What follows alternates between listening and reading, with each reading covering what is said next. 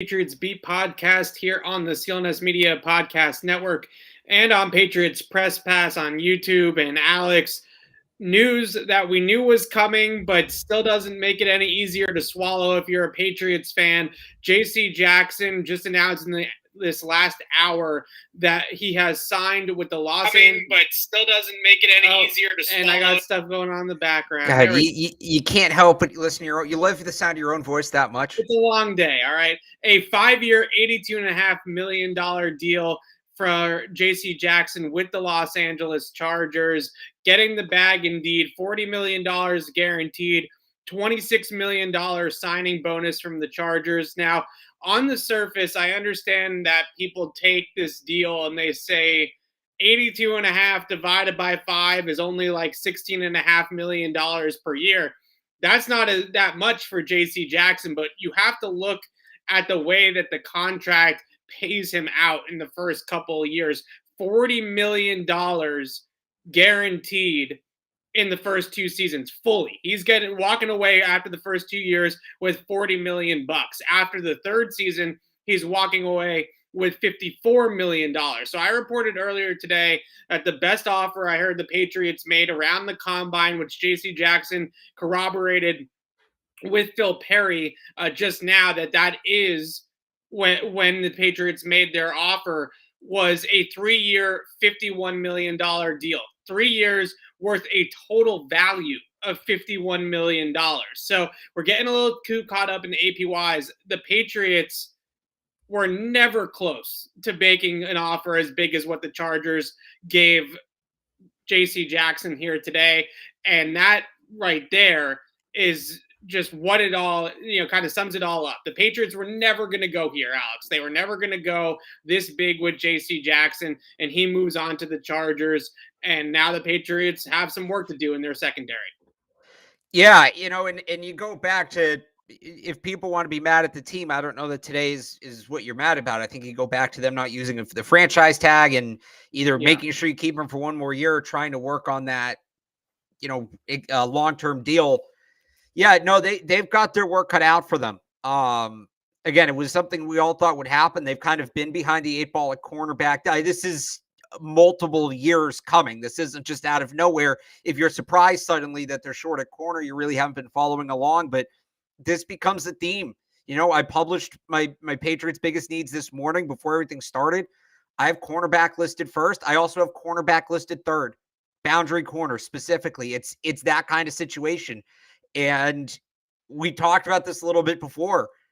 They're in a spot with Hightower and Bentley also pending free agents. They either have the option to or might have to, depending on how you look at it, overhaul not just their defensive personnel, but their defensive scheme, right? You need a certain kind of corner to play the way the Patriots want to play New England. Those guys aren't necessarily readily available. Last year, right, when you had at least one guy, you can kind of fudge it on the other side. They don't have the one guy now. They really, like, Jalen Mills, a nice player, but he's not that's not the style he plays. So it's either, they got to find a couple of man corners or find a bunch of zone corners and rotate. But this is now free agency, the draft. They're going to have to hit on a UDFA. I mean, they got their work cut out for them at the cornerback spot. Yeah, absolutely. And I do think it's worth mentioning. I understand that right now it feels like the sky is falling on the Patriots and J.C. Jackson's gone, one of your best young players. But we're at 6 o'clock right now on the first day of the legal tampering period. Right. There's a long, long way to go. Let me say it, because I see that we're doing the sky is falling thing. And, thanks a lot, Bill. And, I don't know how I'm going to watch this team. I think a lot of people forgot after last year what this is like, right? We've been down this road. We've been through this years and years. Day one of free agency was just woe and misery, and they were able to figure it out. Why aren't they spending like last year? They showed they'd spend. Now they won't. The Patriots always spend right up to the cap. The difference is last year they had historic cap space because they had so much dead money coming off the books from 2020. This isn't any different than anything they've done for the last 20 years. This is still pretty much to this point by the book. That doesn't mean it's good, but it's nothing out of the ordinary so far. Yeah, really, this is not any surprise to anybody. Us, the Patriots, nobody. When the Patriots made that offer to J.C. Jackson in the beginning of March, they knew, and I reported last week, that they were never close to a deal. That they knew that they were worlds apart from where they were going to be able to bridge that gap. So the Pats have been planning for a while now, moving on from J.C. Jackson. So there's definitely some sort of plan in place now moving forward. I would definitely make the argument, if you wanted to, that maybe this was a last year problem that they didn't really foresee happening, and they end up bringing back JC on that second round tender instead of extending him potentially last offseason. I know that they tried to make an offer to him in season during the 2021 campaign, and Jackson just said, this isn't close right now. Let's talk about this after the season.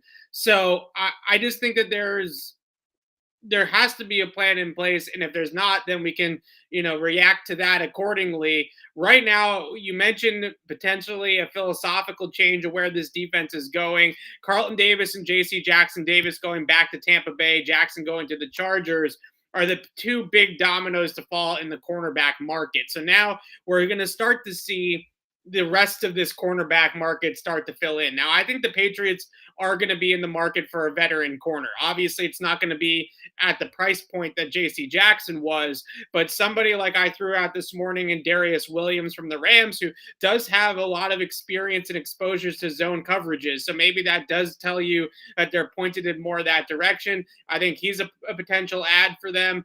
Somebody like Kyle Fuller now I think becomes a little bit more of a realistic possibility. We've talked about James Bradbury or trading for James Bradbury in the past.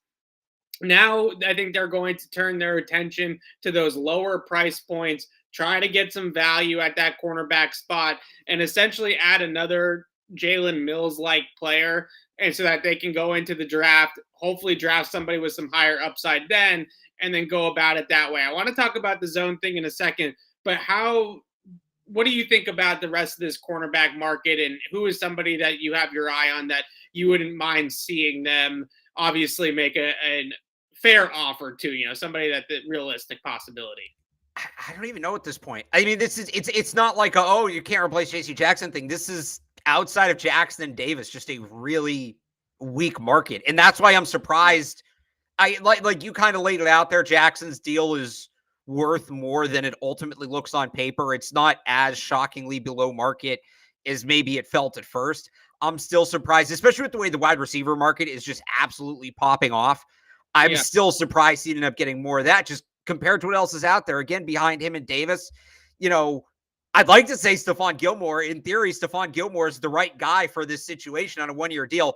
Who knows what the hell that situation is, though. Darius Williams is somebody you've brought up. Charvarius Ward. I don't hate the idea of Joe Hayden on a one-year deal, and then, you put a kid next to him like Booth or Elam, like an investment, right? I don't, as much as I've been talking about it, because I think it's something that's worth a talking point. I wouldn't go to zone. I wouldn't go to zone. I wouldn't do that. Even if that's maybe easier in the short term, there's a reason it's easier to get zone corners. There's a reason it's easier to play zone defense. I still want to see them try to pursue man corners. I think you go 1 year veteran, you go with a kid, and then you revisit. And Bradbury's interesting too. I didn't say Bradbury because I was looking at the list of free agents. Bradbury, I'm not exactly sure what his value is on the trade market. I won't give up a top 100 pick for him, but you get him for a day 3 pick, fine, whatever, right? But I would go veteran corner, first round pick, top 50 pick, pair them, and then revisit next year. I think it's not necessarily a good situation, but I think that's the best thing you can do in this spot. Like, this is where they are. Right. So it's interesting. They're not getting Stingley. He's not falling. If they can get Stingley, awesome. If they get Stingley, that's great. I think the kid's going to be a freaking stud. It's not happening. Stop. So the one thing that I would say is, you mentioned Tre'Davious Ward. There we go. J.C. Jackson's number on an average annual basis didn't come in at the $20 million mark that we thought it might. I thought that deal with the Chargers was going to be closer to 5 years, $100 million. That's not where we're at, right? 82.5. You look at your Carlton Davis. His deal was 3 years, $45 million with the Tampa Bay Buccaneers. So Tre'Davious Ward, who I think a lot of people thought was going to come in at where maybe Carlton Davis came in, and then JC was going to be even higher than that. Now, all of a sudden, maybe you could get that player for $12, $13 million a year. It seems like the cornerback market, for whatever reason, is not following suit with the wide receivers. Like, it's kind of silly because you have to have guys to cover the receivers everybody's paying, but that's not really where it's going right now. So I think that there is maybe more of a chance than I initially thought that Tre'Davious Ward could be in their market.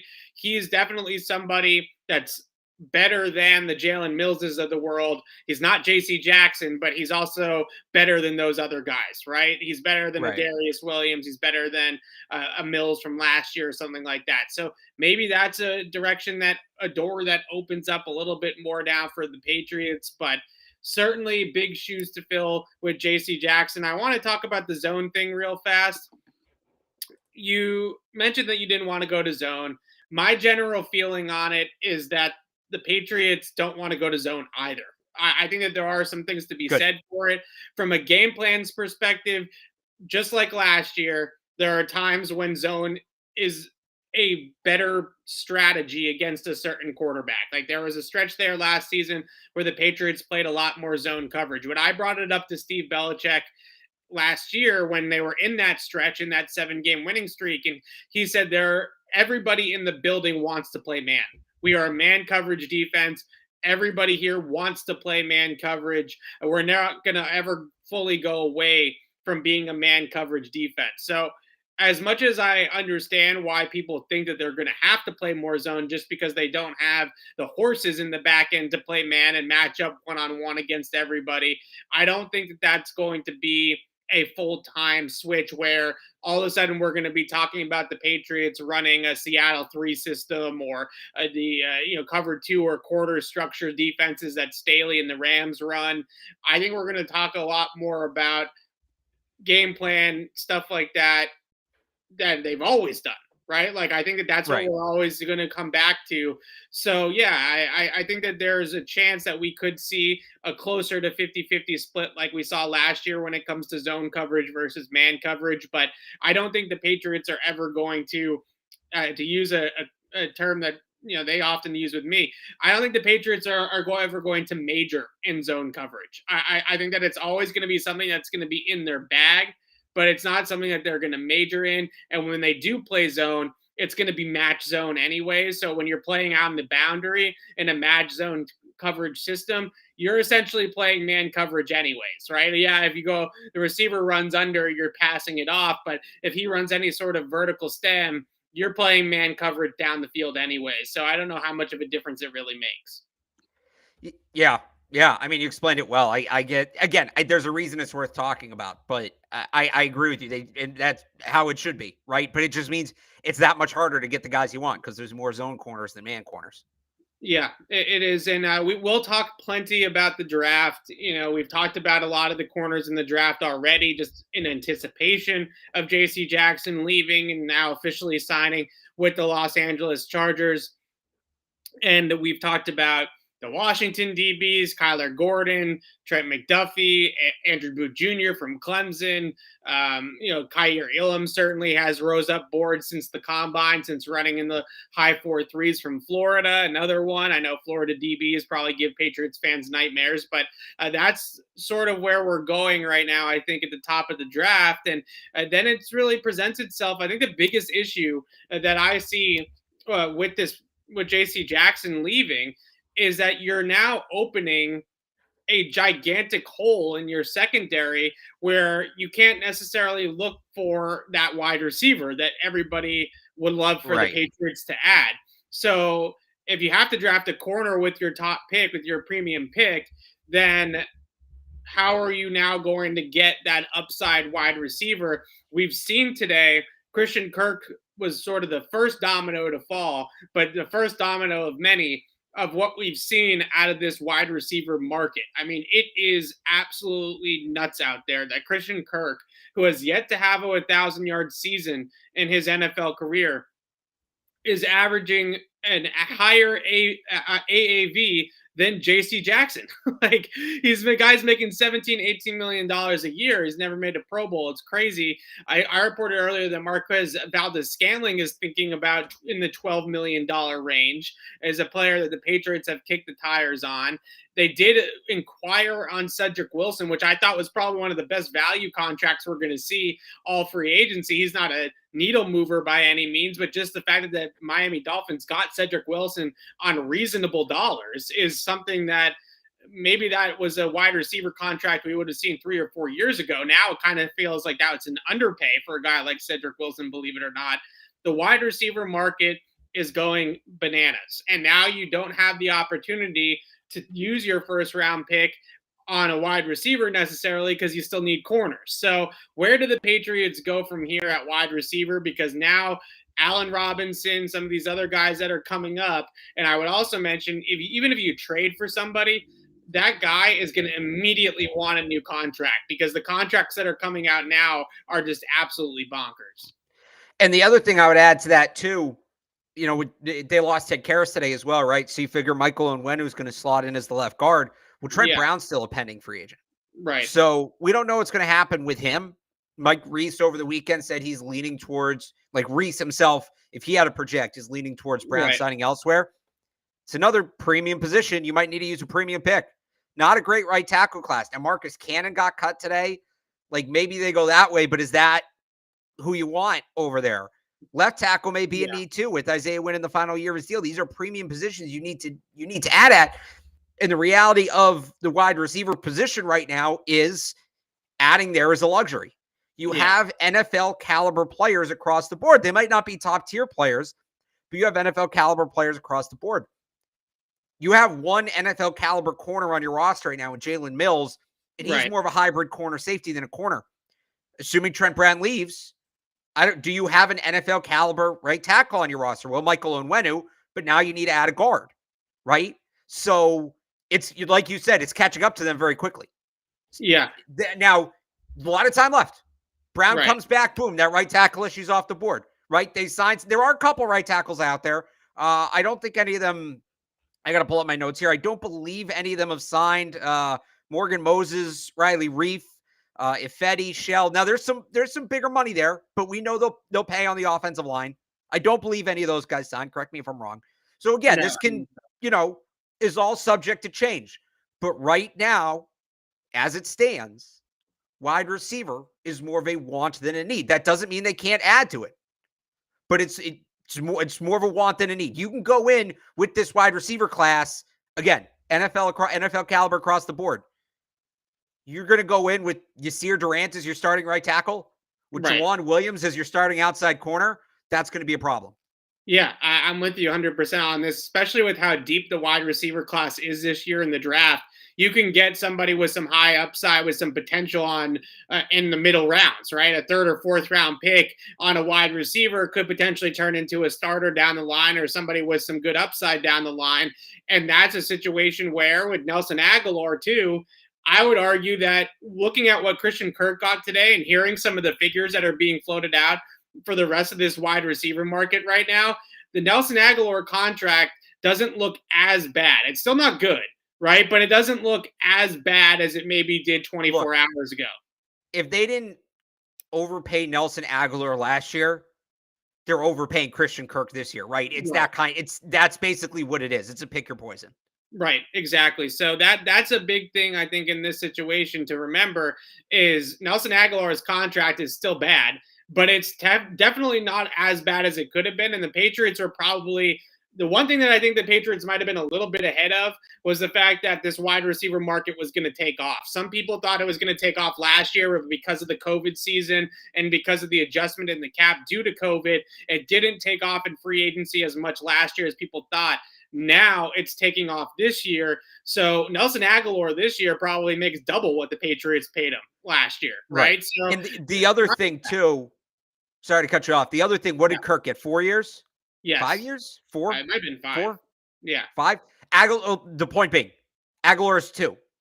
So that they didn't run this thing out with him, which I think also you're seeing some of the, and you saw it with Jackson too. The 5th year teams are now using, now that there's a little more what's the word? Security in terms of the cap. Like a lot of the COVID stuff in terms of what it's doing to the league financially is in the rearview mirror. It's a lot more settled. It's not as volatile. That's the word I'm looking for. The cap situation isn't as volatile. I think what you're seeing today is teams are more comfortable than they were in 2020 and 2021, giving players longer term deals. Again, Aguilar too. The big deal today, I think what's ultimately going to be the big mistake wide receiver deal, Christian Kirk getting 20 something million a year, whatever. Or it's not 20, but it's like 18 a year, whatever it is. Or is it 20? That's 4 or 5 years. So sorry, I've been looking at a lot of numbers today. It's hard to keep them online, but it's tough. I think that certainly helps. Yeah. So like you said, it stinks. It's a bummer because I think wide receivers as a topic, as a discussion, we all love to discuss wide receivers. I love watching wide receivers, down wide receivers. But now with Aguilar, Bourne, and Myers on that RFA tender, the Patriots placed on him, a second round tender, that nobody is really expected to sign him to an offer sheet at this point. That's going to be what Jacoby Myers is going to be back on next year. With Jacoby Myers and those three guys back, it becomes less of a number one need for the Patriots. It becomes less of a need that they can fill immediately this year. It's a luxury. It's a luxury need. Yeah, that's a great way of putting it. Corner, linebacker, still to me are the two things that we have to talk about the most. We're going to get to linebacker a little bit later. And tackle. Those are the three. I want to put that in there because I think it's I want to swing it to the offensive line now. So Ted Karras signs this 3-year, $18 million deal with the Cincinnati Bengals. The Patriots came in at 3 for 15. Then they went down to 3 for 13. They end up losing the player, and he goes to Cincinnati at 3 for 18. So now the Pats are back in a situation where Michael Onwenu is your starting left guard, at least projected into next season. Trent Brown's an interesting one. He's a Rosenhaus guy. We know the Patriots have a great relationship with Drew Rosenhaus, and he's also somebody that has clearly played his best ball as a New England Patriot. So I think that there is something to be said here that Trent Brown could potentially stay put. He's not going back to the Raiders. Like, I understand they have a new regime. It's all Patriots guys. Carm Bracelo's over there too, the offensive line coach for the Patriots last year. But I just don't see whichever Davis it is now, Al Davis's son, right? Mark Davis paying a guy he just paid, right? And bringing him back for really any argument that Dave Ziegler and Josh McDaniels can come up with. So I think Trent Brown stays with the Patriots because this is where he feels the most comfortable, where he's played his best football. So that could potentially fill a hole there. But the optics of Justin Herron being a part of the starting equation on the line is a little bit shaky, especially at right tackle, where he has not been as good. When he's at left tackle, he's been okay. At right tackle, it's not been very pretty for Justin Herron. So now tackle becomes another part of this conversation, since we know Onwenu is probably going to kick inside.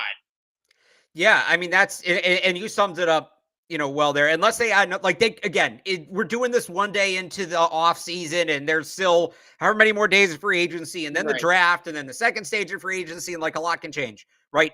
They could add a guard. They could add a guard tomorrow, and then Mike Onwenu's your tackle, and you're set. You're good. The offensive line is done. But I think the way you want to look at it realistically is go through the, we call it a 2 deep, which is essentially the depth chart, right? Right. What positions don't they have start? Put a red mark or highlight where they don't have a starter. Right tackle, either right tackle or left guard is highlighted right now. If whatever you want to do with Michael Onwenu. And that's going to be a need. That's going to be a big need. It's not going to be a cheap need to fill primary positions on the offensive line, especially if they're going to fill it at tackle. That's now a question. So you're optimistic, though, in Brown coming back, because I feel like most of the consensus thinking has been that he could go elsewhere and try to chase a contract. Yeah, I'm pretty optimistic that he comes back because of all the things that he said during the season last year. And I get that money talks, and eventually the Patriots are going to have to shell out a competitive contract in order to keep him here. But the way I see it is that Trent Brown numerous times said that he personally feels comfortable playing for the Patriots. And that season that he spent with or 2 seasons he spent with the Vegas Raiders, he was in a pretty dark place with the Raiders. I mean, a lot of things were happening off the field for him too, with his brother and things like that, and his own personal health. And there were other variables that played into that. But I think for the most part, he felt like a fish out of water when he was in Vegas. And I don't see, even if he chases the money elsewhere, and money is obviously a great thing to have, I don't see necessarily him being 100% comfortable with being elsewhere at this point. And I do think that he would take a little bit more of a team-friendly deal. You have to remember the Raiders, they gave him a lot of guaranteed money on that contract he signed. So he's sort of already made that money, right? He's already gotten a bag once before. So it's not like he's never gotten paid. I think there is a chance that the Patriots could get Trent Brown to come back on a more team-friendly deal. Now, the indication, though, I will say, is with Ted Karras, they made it a competitive offer to keep Ted Karras. That might signal to you how they're doing in the Trent Brown sweepstakes, right? If they're going hard after Ted Karras, and they probably weren't planning on paying Trent Brown. So we'll see where they kind of pivot there. But I think other teams, based off of what happened last year, last couple of seasons with the Raiders and Trent Brown, are going to be really reluctant to give that player a big time contract, even, a contract that spans multiple seasons like the Raiders did a couple of years ago. So just to backtrack to something you just said, what does the Karras deal, what do we know about their pursuit? What does, their pursuit of Karras mean for their plans going forward? I actually looked at it slightly differently. If they're pursuing Karras as hard as they did, does that mean they view Michael Onwenu as a right tackle?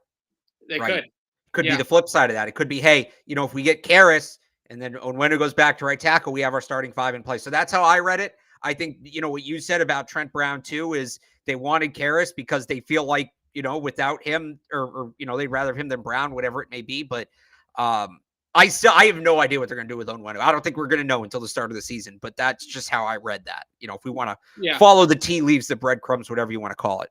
I will say it's probably a little bit easier, especially for a team like the Patriots that have such a good history with scouting offensive linemen. It's probably a little bit easier to find a guard than it is to find a right tackle in the draft.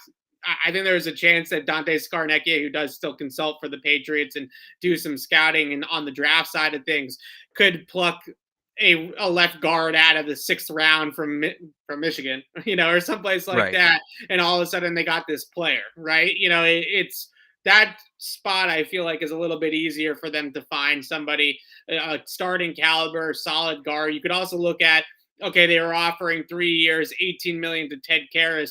I haven't taken a long look at the guards available in unrestricted free agency, but they also could give a solid veteran stopgap starter a 1-year contract to come here and play guard for the Patriots as well. Maybe they view that guy as James Ferentz, but I don't think so. I don't know.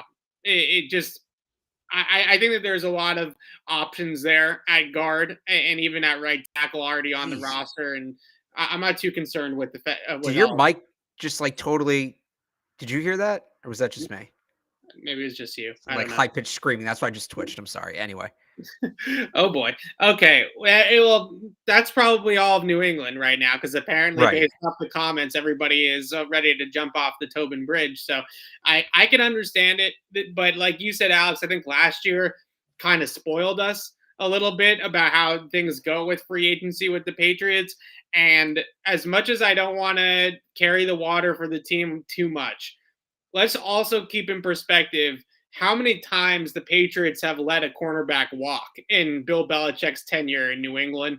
And every single time people say that it's going to come back to bite them, right? When they let Ty Law come back or walk, and oh no, we're in trouble. They let Asante Samuel walk, and it's oh no, we're in trouble. And they let Malcolm Butler walk, and it's oh no, we're in trouble, right? The Patriots seem to find their level pretty much all the time when it comes to these things. And maybe they know something that we don't about giving that kind of contract to JC Jackson as well. I'm not going to speculate or anything, but maybe there's a possibility that they know a little bit more about the player than we do. That's all I'm going to say. Yeah. The one thing I would say to that is So you mentioned a couple names there, right? They move on from Gilmore to Talib. They move on from Revis, Butler. They always had the next guy in place. The real comp is Asante Samuel. That is the situation that this mirrors best. And let's not forget, Samuel went on. He had an all-pro season in Philly. He then got hurt, but he went on. He still played well in Philly. Meanwhile, the Patriots went through their longest stretch with Brady without reaching a conference championship game. And those were the Hank Poteet teams, the Eric Moreland teams. Julian Edelman out there playing corner. Like that to me is the difference. I think you're right. I think in general, when they've moved on from corners, it's been the right move. Obviously, moving on from Revis when he did, just keeping that to 1 year worked out. Moving on from Talib when they did made sense. I would even say moving on from Butler when they did make sense. But you could even argue Gilmore, because they had Jackson and then Jalen Mills played well last year. There's no next guy. There's no next guy. There's no, that guy's not here. That's the difference. That's the difference in the situation. Now, if they go out and they draft it, like maybe they're watching Andrew Booth and they just know, hey, this kid from day one is going to be locked down in the NFL. If they pull that off, then this was the right move and we can revisit this then. But outside of that, I mean, there's no obvious next guy in place. Yeah, it's never a good move to lose a 26-year-old Pro Bowler. Like that stinks. Right. It stinks for everybody. It stinks for people internally that they lost J.C. Jackson. But the point is, they have a value system. Other than last year, they've stuck to it.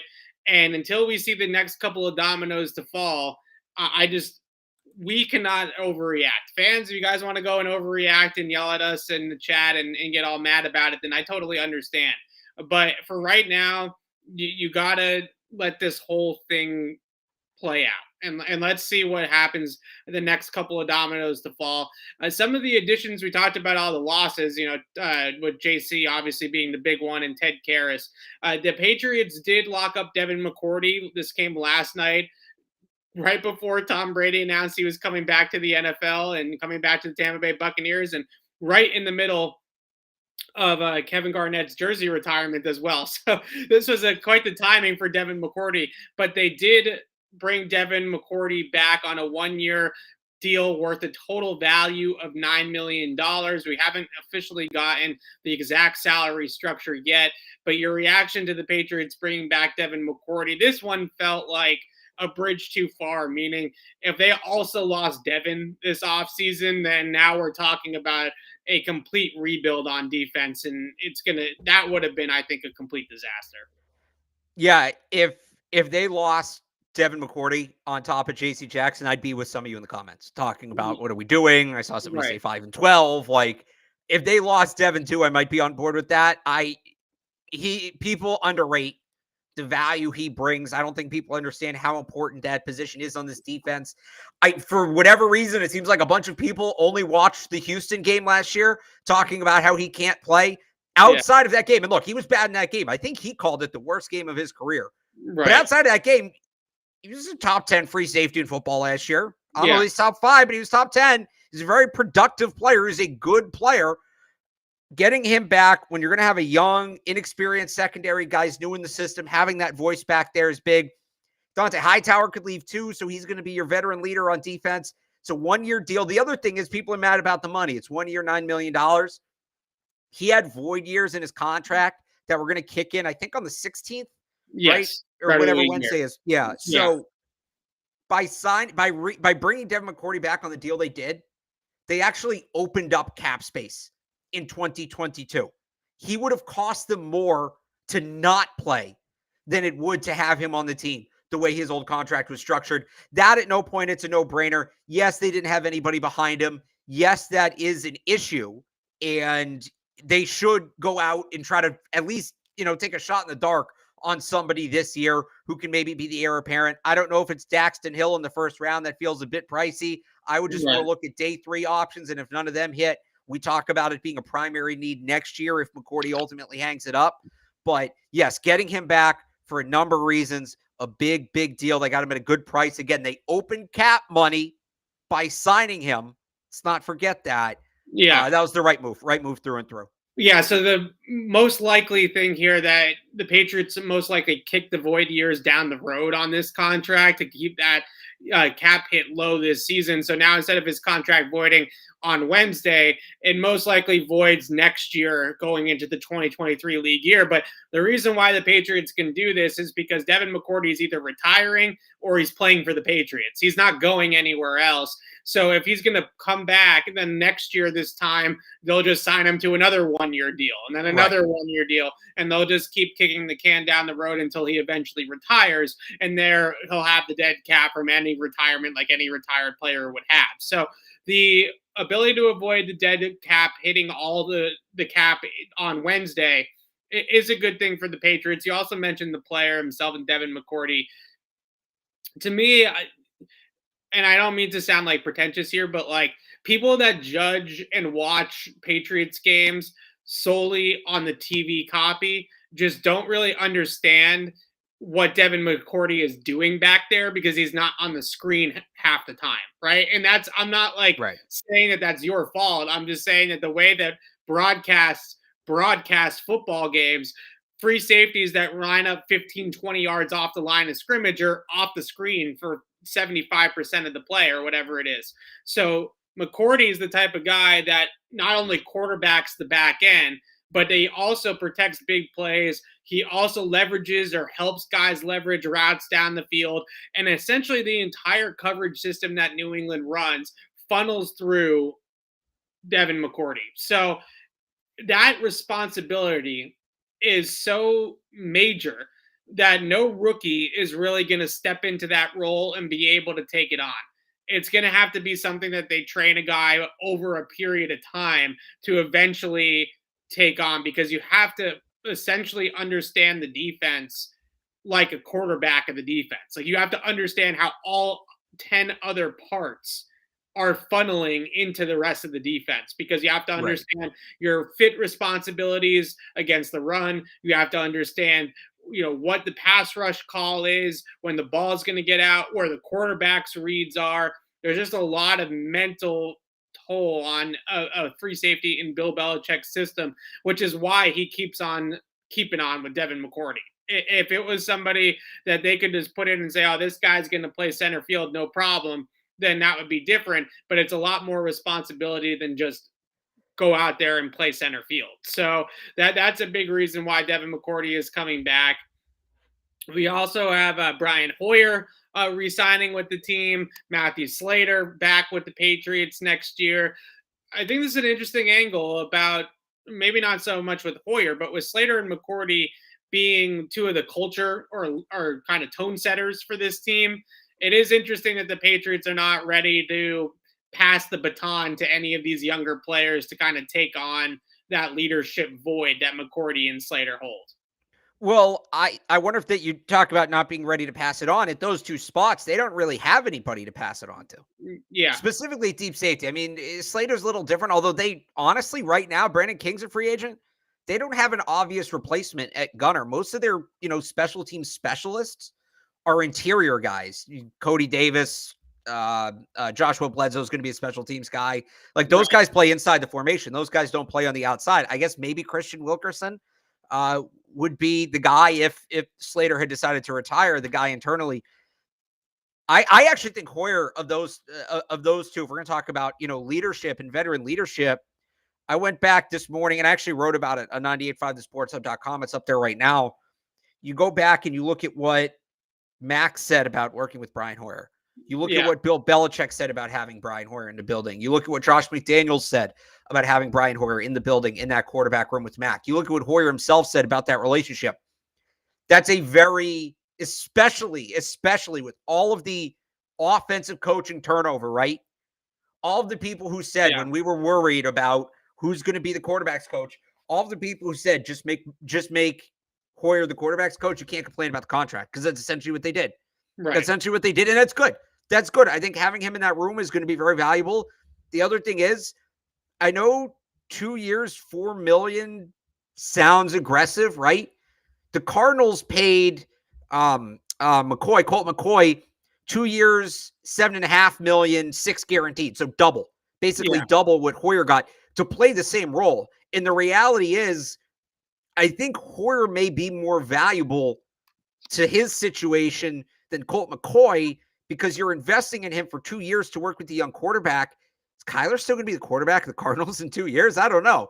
Max should still be the starting quarterback of the Patriots in 2 years. If not, his development didn't work, and you're beyond that anyway. So they got Hoyer back for a very important role. He's not going to play a ton. Very important role. They got him back at what I would call half his market value based on what Colt McCoy signed. That was a big one for me. Yeah, so Brian Hoyer has roots in the New England area. He built a house here last year. He doesn't want to play for anybody else but the Patriots. But believe it or not, and honestly, don't get it wrong, like Brian Hoyer has a market. Like there are people out there that would have signed Brian Hoyer. Teams out there that if the Patriots didn't get this done, that would have signed Brian Hoyer. Now, do I know for a fact that Brian Hoyer would have left New England with all of his family roots here? Not necessarily, but football season's only 4 or 5 months and you go elsewhere, your kids and the wife stay here, and then you come back in the off season and everything is all well and good. Players do that constantly, all the time. Not every player has their family with them all the time in the location that they're playing at. So it's not unheard of to go that direction.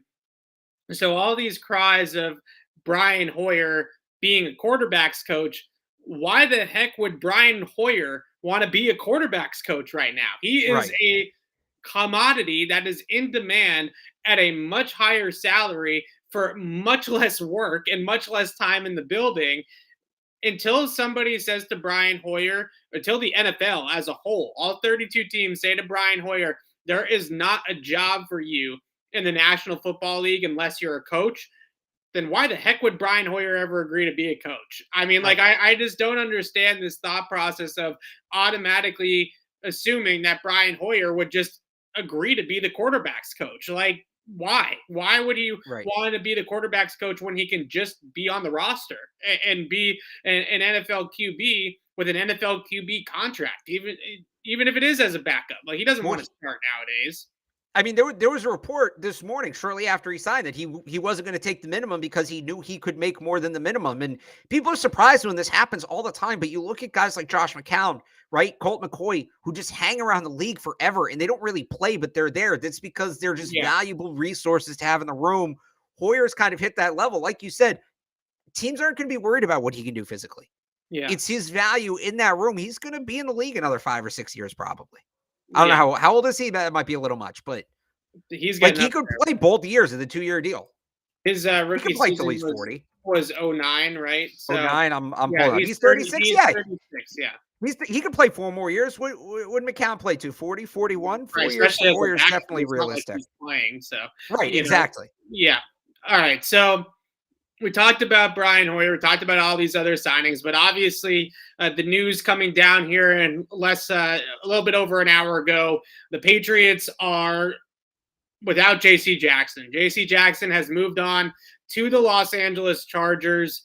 The Pats now going back to the drawing board at cornerback, essentially outside of Jalen Mills and Jonathan Jones coming back from that injury. Hang on. You want a breaking one here? This is actually interesting.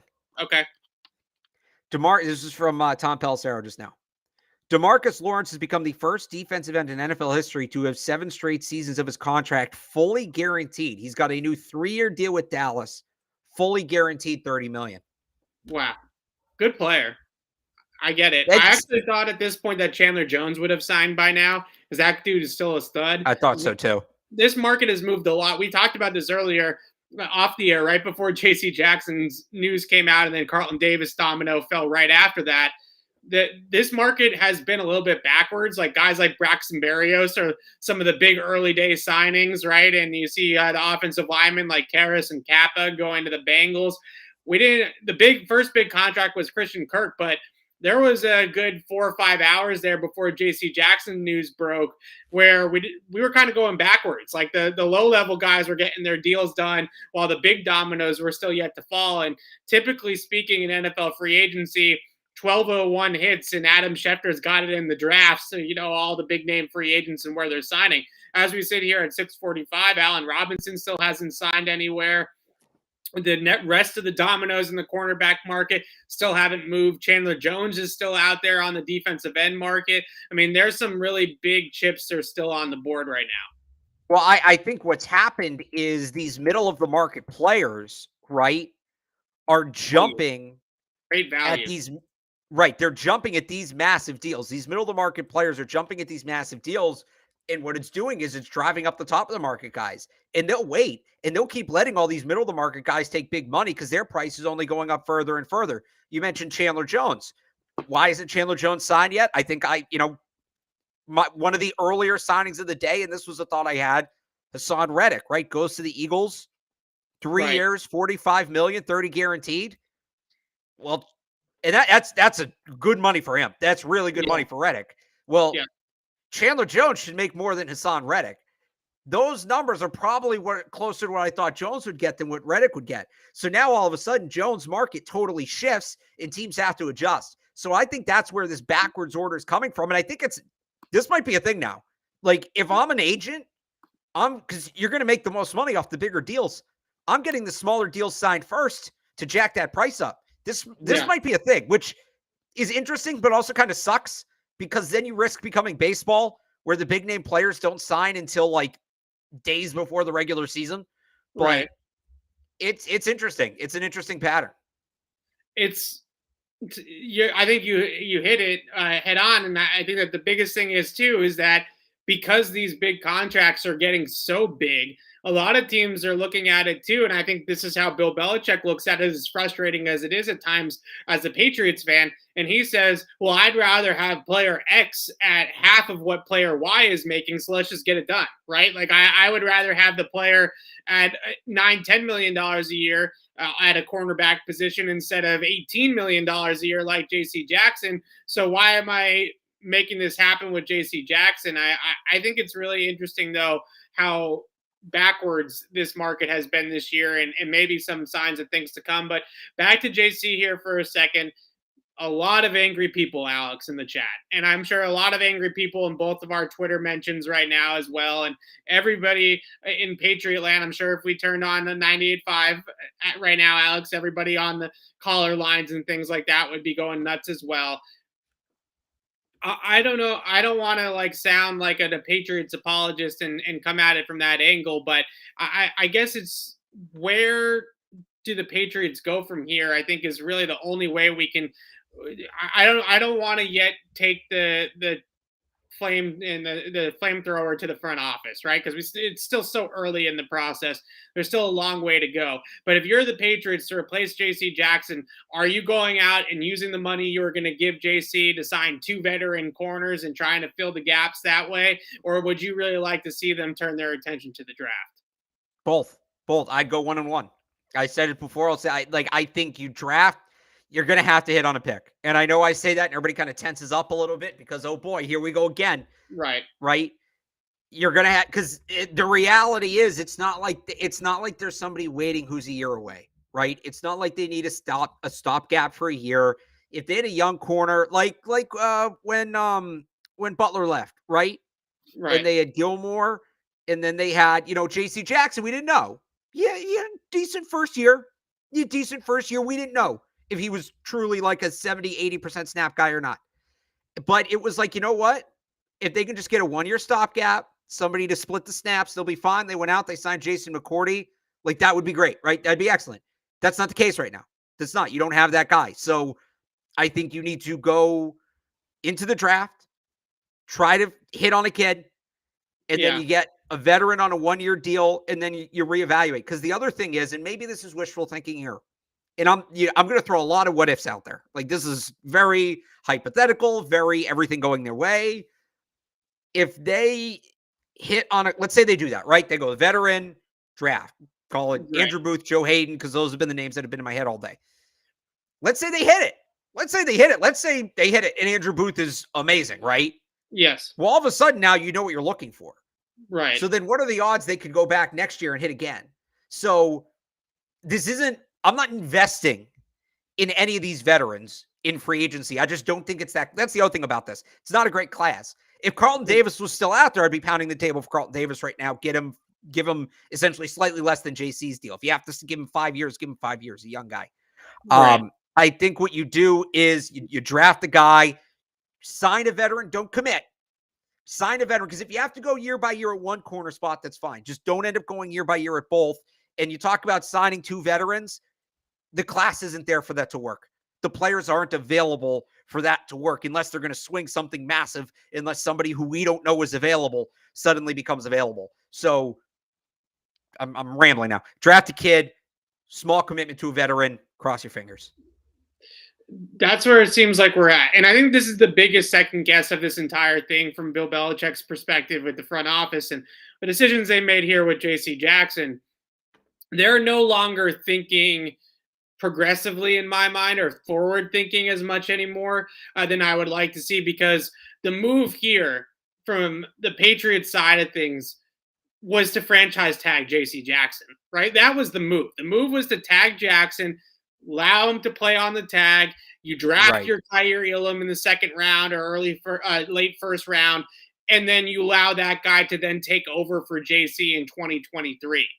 It's okay that you don't want to give JC Jackson 5 years, $82.5 million. I don't think that anybody should have a real issue with the fact that the Patriots didn't want to go there. The issue that that people should have with the Patriots is that they did not progressively think about this hole that was about to be open, and now they're putting themselves in a situation where you're either going to have a young player starting and playing a ton of games, or you're going to have a veteran corner like a Jalen Mills, like a Rasul Douglas, like a Darius Williams, like a Kyle Fuller, whichever name you want to use, that's in over his head. At least one. And if you have one of those guys being your number one, and then Jalen Mills is now your number two, then two guys are technically in over their heads a little bit, right? So that's the biggest problem, or the biggest second guess that I have with this is the move. You knew J.C. Jackson was going to get paid. You knew you weren't going to be the ones to pay him. Fine. Then the move was to kick this can down the road to next season to buy yourself some more time, because you didn't draft a corner early last year. You paid Jalen Mills in free agency, but you knew he wasn't a number one guy. This offseason should have been the focus of, let's find the next guy behind JC, just like they did with Stephon Gilmore, right? They found JC Jackson. They developed JC. They made him into the next guy. I'm not ready to crown Shaun Wade. I don't think Shaun Wade is that dude, right? I mean, JC was at least showing early on with Gilmore how good he was. Like, that's not the guy. So now I think we're in a position where you are in a very, very tough spot going into the rest of free agency in the offseason, where you're probably either going to have a rookie in a very, very pivotal role in your secondary, or you're going to have a veteran player that really doesn't deserve to be the top guy on your depth chart being in that spot.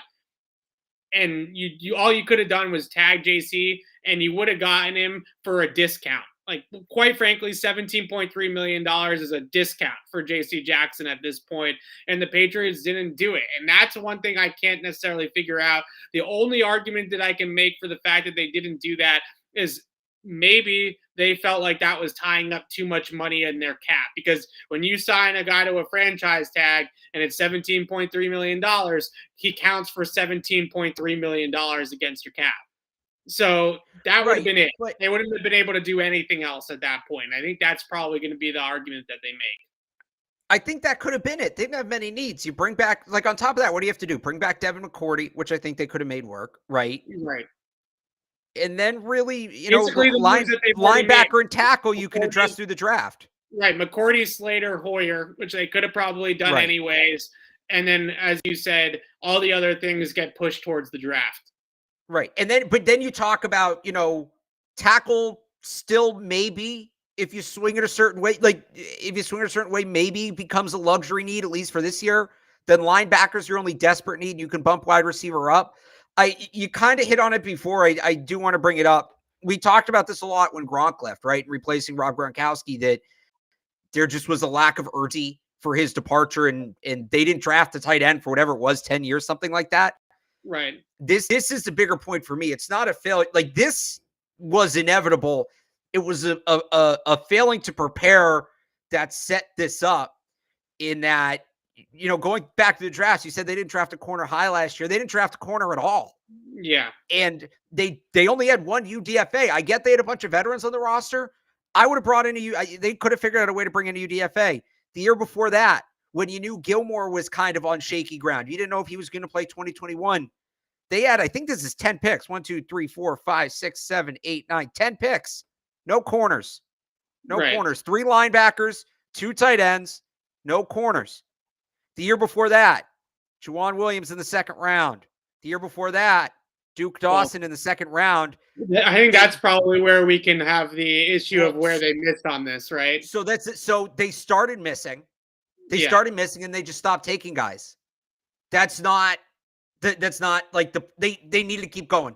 They needed to keep going. They just kind of shut it down and said, you know what, we're not going to add anybody. They could have taken corners on day 3. They have so much success developing guys at that position. Look at where JC came from.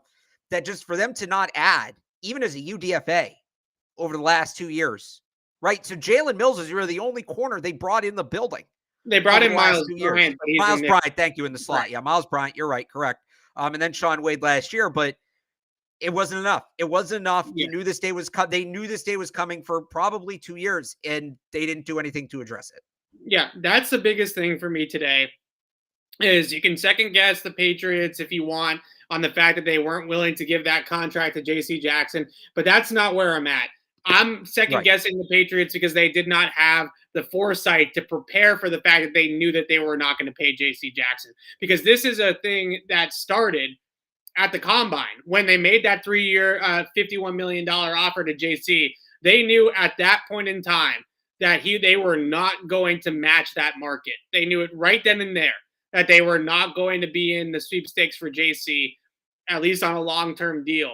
And they had until the other day to franchise tag him, right? They had until last Wednesday to place the tag on him. So they had that period of time to sit there and say, okay, well, we're not going to reach this long-term deal. We'll tag him.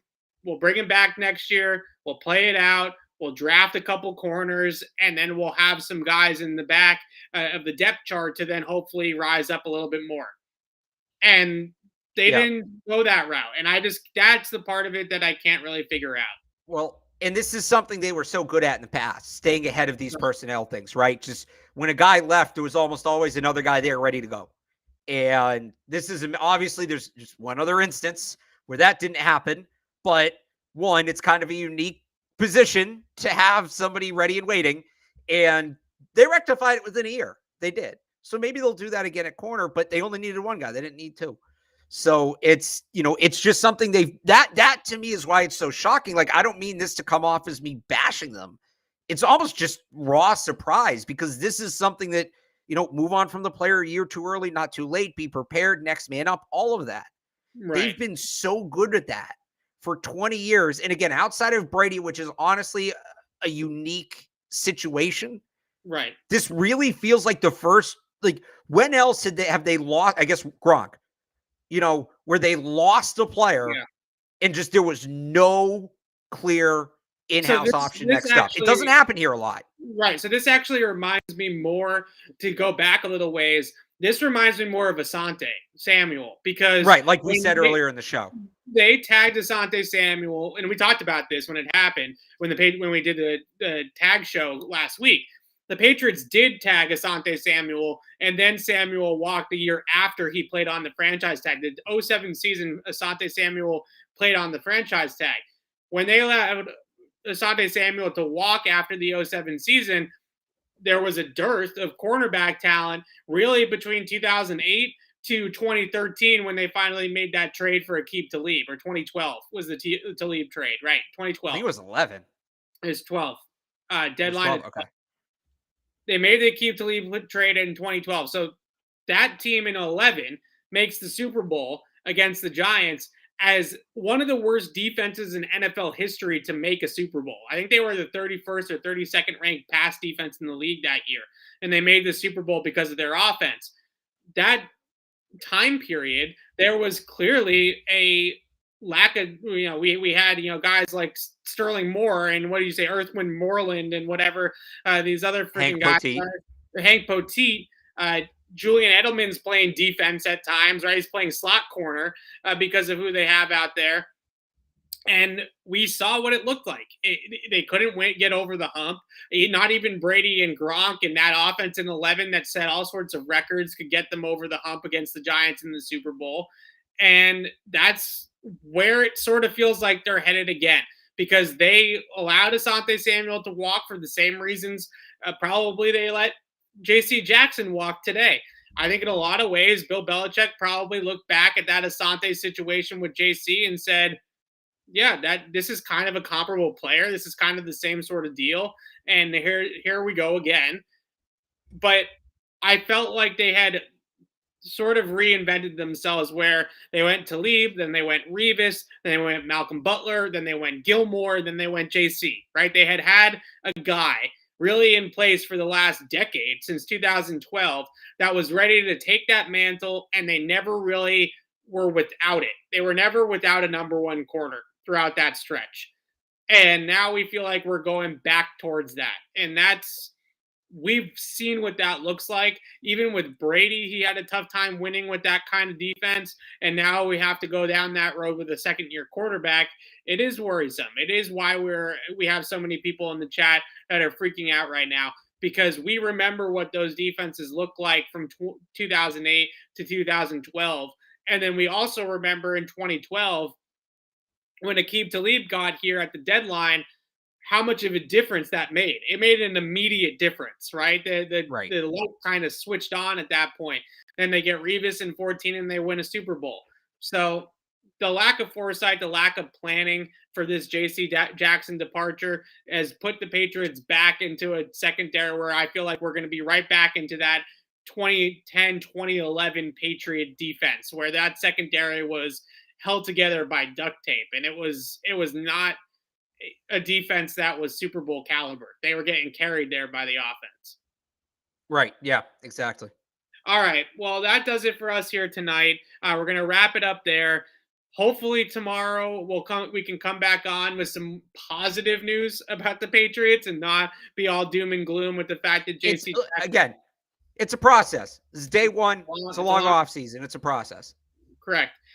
So we will talk tomorrow and we'll see what goes on with the Patriots tomorrow. We're still waiting. Obviously, they brought back Devin McCourty. They brought back Hoyer Slater, as we mentioned earlier, tendered Jacoby Myers.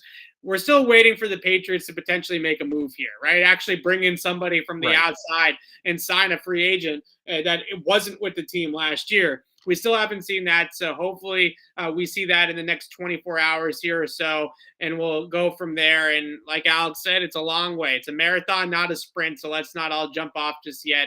But we'll see you guys later in the week. We'll obviously keep it updated here on Patriots Beat and on Patriots Press Pass. If there is breaking news that is worthy of us cutting in live right away, either me and Alex or me and John Zanis will be right here on Patriots Press Pass to break down the move for the Patriots one way or another. And Alex and I will keep you updated here on Patriots Beat as well. But thanks so much for hanging out with us tonight, guys. Sorry it was a little bit doom and gloom. Obviously, a player of J.C. Jackson's caliber walks out the door. It's going to be a little bit of a, this is the way it goes, right? This is the way it goes with these types of cards. Like if you watch this show, you know us. We're not trying to rag. We're not trying to be negative. We're not trying to, bash the team. Like we're just going to lay it out as it is. If it's good, it's good. And you'll come in and you'll call us bobos. If it's bad, it's bad. You'll come in and you'll call us haters. Like this is the situation as it exists right now.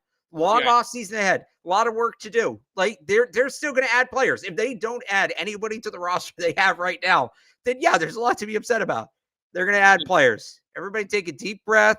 It's nice out. Go outside. Go for a walk. Is it still light out? It's staying late. I think it's getting dark now, but everybody breathe. It's going to be okay. They're going to have a team. We're going to be watching football in September.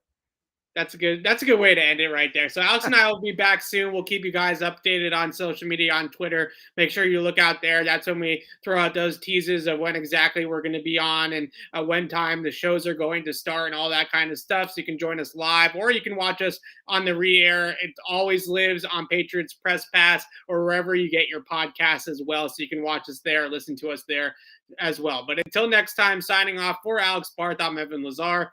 Thanks for watching, everybody. We'll see you soon.